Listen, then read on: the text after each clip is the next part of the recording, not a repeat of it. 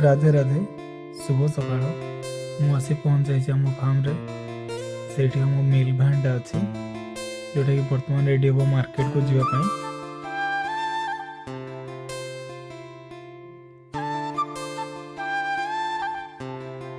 आम गोशाला जेहेतु शीत पड़ू तो आम गोशाला को आम पूरा पूरी कवर कर देचु आम भीतर को जीवा दीदी बर्तमान गुहाल काटबार व्यस्त सेपटर भाई खाया दईकी फेरुंट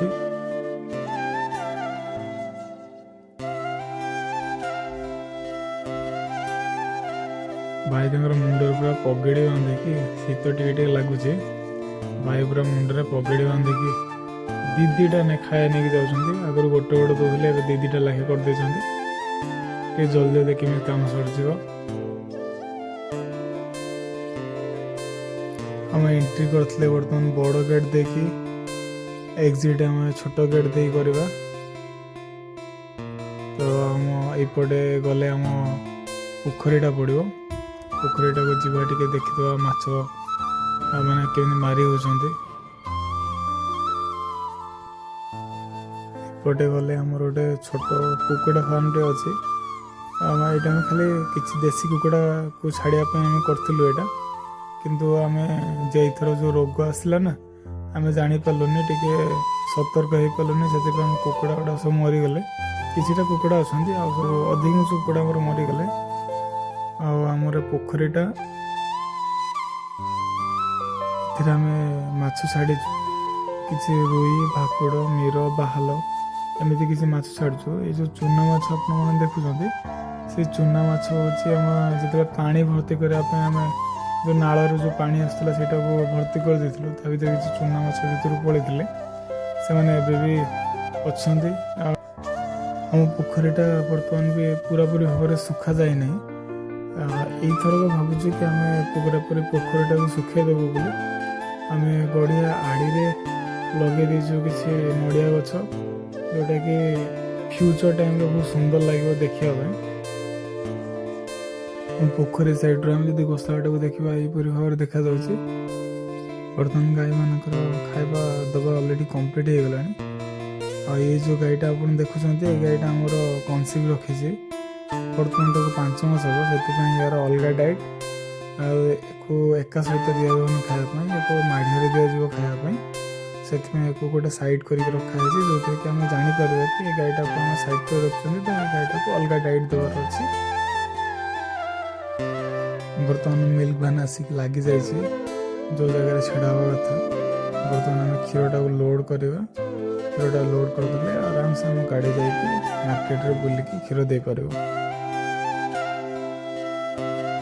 आम मिल्क भैन उपर चढ़ी गलु कारण क्षीरटा को तो इन्सुलेटेड टांकी भितर तो ढालिबार अच्छी ना तो आम ऊपर को चढ़ी गलु चढ़ी बर्तमान ढाली देवु ये टांकीटार आम जब क्षीर बर्तमान 4 डिग्री चिल करके भर्ती करछु तो ये बर्तमान मार्केट रू बुली बालिक आसला पर भी ये क्षीर डिग्री 7 डिग्री 8 डिग्री होती जो कि क्षीर क्वालिटी बहुत भल रस्टमर मान पाखे बहुत क्वालिटी क्षीर पहुँची पार से आम इन्सुलेट टांकी करछु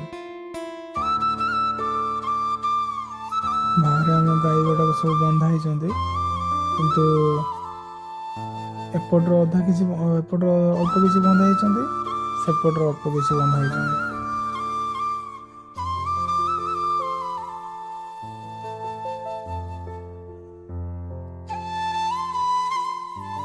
दुईटा गाई आमर प्रेगनेंट अच्छा कि तार गाईटा कनफर्म हो जाए कि सी छुआ रखी 5 मास हो तार छुआ रखा किंतु एपट्रे जो गाईटा बंधा होता से गाईटा मत एपर्तंत कनफर्म है कि डॉक्टर कहते कि हाँ अच्छी बोली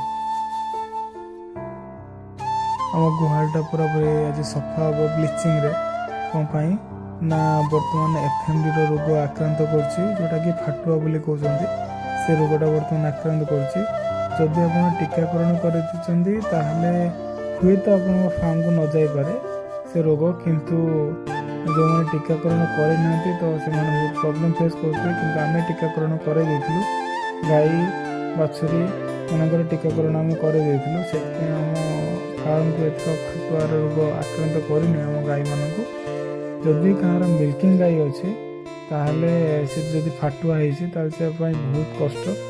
ଆଉ ଏଇ ଯେଉଁ ରୋଗଟା ଫାଟୁଆ ରୋଗଟା ସେଇଟା ଆମ ଗୋ ସମାଜ ପାଇଁ ବହୁତ କଷ୍ଟଦାୟକ ରୋଗ। ଖୁରାରେ ବ୍ଲଡ଼ ବାହାରେ ଆଉ ପାଟିରେ ବହୁତ ଘା ହେଇଯାଏ, ଯେଉଁଥିରେ କି ଶୁଖିନି ଏତେ ଜଲ୍ଦି ଘା। ଗାଈମାନେ ଖାଇବାରେ ବହୁତ କଷ୍ଟ ପାଆନ୍ତି।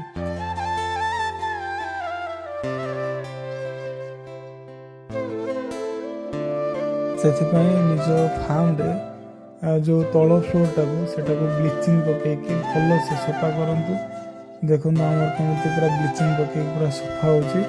ପୁରାପୁରି ଫାଷ୍ଟରୁ ଲାଷ୍ଟ ପର୍ଯ୍ୟନ୍ତ ସଫା ହେବ। ଯେହେତୁ ବାଛୁରୀମାନେ ବର୍ତ୍ତମାନ ଅଛନ୍ତି କେଜ୍ରେ, ବାଛୁରୀମାନଙ୍କ ସାଇଡ଼୍ଟା ସଫା ହେବନି, କିନ୍ତୁ ଗାଈମାନଙ୍କ ସାଇଡ଼୍ଟା ପୁରାପୁରି ସଫା ହେବ।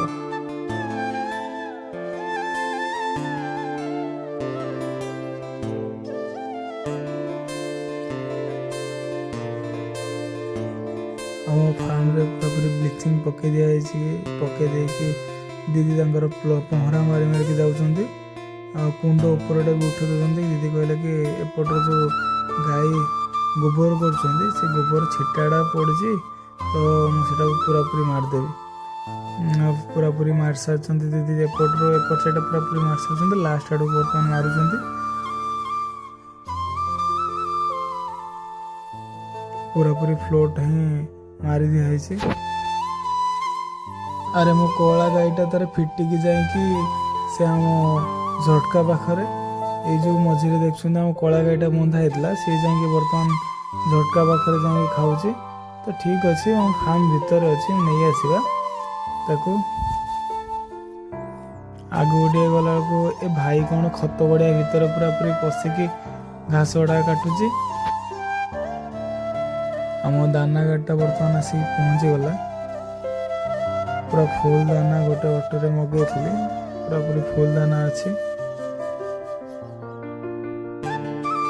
ମୋ ଉପରେ ପୁରାପୁରି ବାପନ ଯାଇକି ଉପରେ ବସି ପଡ଼ିଛି।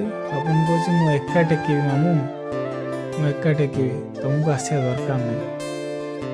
ତ ତାପରେ ଆଗକୁ ଉପରେ ଯାଇକି ମୁଁ ଚଢ଼ିଗଲି। ଉପରେ ଚଢ଼ିକି ଭାଇକୁ ଦାନା ଦେଇଦେଲି। ଭାଇ କହିଲା ମୋ ଭୀମଙ୍କ ପୁଅ ଘଟୋତ୍କୋଚ, ମୁଁ ଯଦି ଟେକିବି ସାଥେ ପୁରାପୁରି ଅଟୋଟାରେ ଯେତିକି ଦାନା ଅଛି ସବୁ ଟେକିକି ନେଇକି ପକେଇବି। ମୁଁ କହିଲି ହଉ ଭାଇ ଟେକି ଦିଅ। ଭାଇ ତାର ଟେକିକି ଗୋଡାଉନରେ ପୁରାପୁରି ଷ୍ଟୋର୍ କଲା ଦାନା ଗୁଡ଼ାକ। ଆମ ଫାର୍ମଟା ବର୍ତ୍ତମାନ ପୁରାପୁରି ସଫାସଫି ହେଇଯାଇଛି। ବ୍ଲିଚିଂ ଯେଉଁ ପଡ଼ିଥିଲା ବ୍ଲିଚିଂ ପକାଇ ପୁରା ସଫା ହେଇଯାଇଛି। ବର୍ତ୍ତମାନ ଫାର୍ମଟାକୁ ଶୁଖିବା ପାଇଁ ଛାଡ଼ି ଦିଆଯାଇଛି। ଶୁଖି ସାରିଲା ପରେ ମୋ ଗାଈମାନେ ଭିତରକୁ ପଶିବେ।